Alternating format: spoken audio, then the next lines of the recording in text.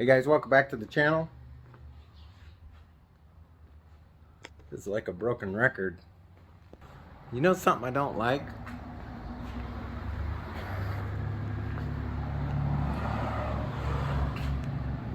I don't like this. KTM, if you're watching, what are we gonna do with this? In this day and age, what do you want us to put in this thing? You want us to put a 110 volt inverter in there or what? Anyhow, I'm gonna leave a link in the description to this handy dandy voltmeter slash dual USB charger. So I've been using this on all kinds of stuff, from cars to bikes. I've got one on the 390 Adventure. It's the same situation. So I am guessing that it's going to be pretty easy to get to. I think on these Nordens that this headlight comes out with one screw. There's one screw on each side, and then there's one at the top. And I think the headlight will come out after I get those out. But let's do a time lapse and find out.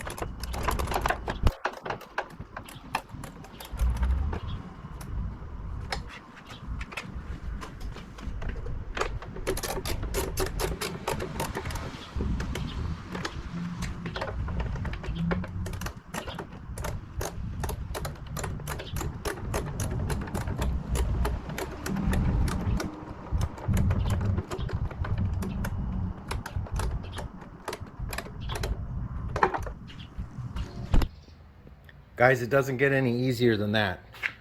A recap. that screw